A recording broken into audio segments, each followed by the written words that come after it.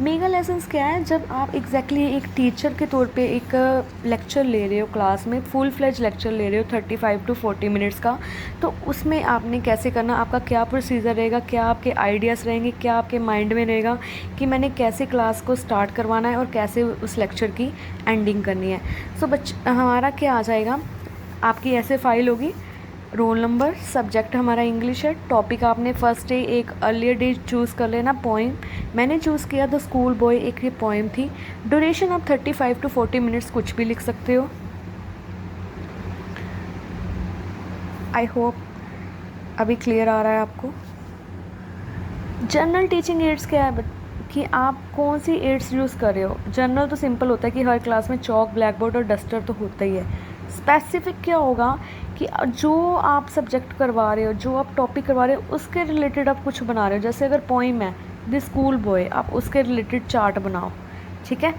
अभी ये थोड़ा सा हो जाता है, इंटरेस्टिंग बना देता है लेक्चर को और बच्चों को अट्रैक्ट करता है। जनरल ऑब्जेक्टिव क्या है, इसका मतलब कि आप एक लेक्चर दे रहे हो, उसके जनरल ऑब्जेक्टिव्स क्या है, to increase student interest in English language, to accurate student pronunciation, to enable them to understand the correct language pattern. Instructional objectives क्या है, एक तो उन्हें नॉलेज मिले, student will able to recall the poem, student will recognise the rhythm used poem. Understanding क्या है, student will understand the pronunciation of the यहाँ पे मिस्टेक है थोड़ी सी, student will understand correct pronunciation of the sentences and will understand the difficult words.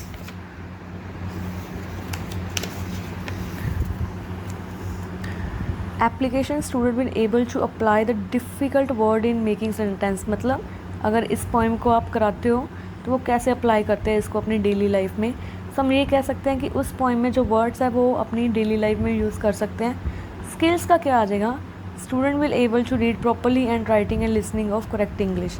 तो ये मैंने थोड़ा सा कट पीस करके इसमें पोइम लिखी है, थोड़ा डेकोरेशन पर्पज़ के लिए।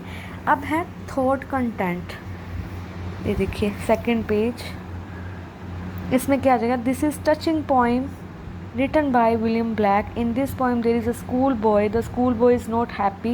He express his feelings.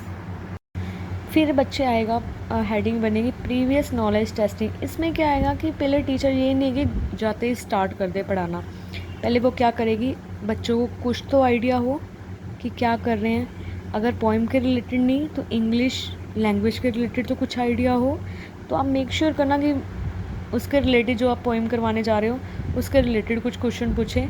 Teacher activity में देखो, where do you go to study, इन स्टूडेंट्स क्या रिप्लाई कर रहे हैं, in school. Do you like birds.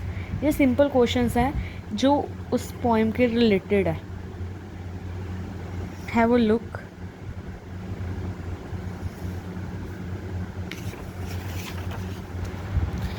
अब जब हमने प्रीवियस नॉलेज चेक कर ली तो नेक्स्ट पॉइंट है हमारा अनाउंसमेंट ऑफ टॉपिक। तो हम क्या करेंगे, टॉपिक को अनाउंस करेंगे कि student today we will read about a poem the school boy. In this poem a school boy express his feeling. Presentation कैसे आएगी, हम प्रेजेंट कैसे कर रहे हैं teacher, people teacher will present the lesson plan with active participation of student with appropriate method.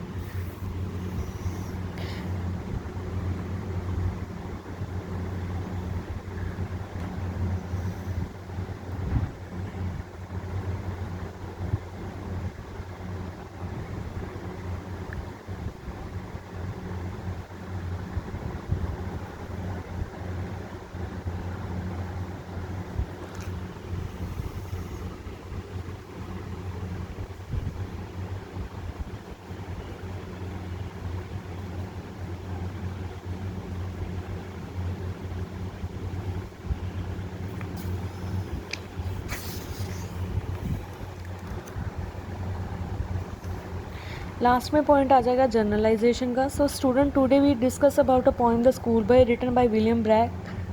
A school boy is a central character of the poem. So जो main उसका crux निकलता है जो हमने पढ़ाया है।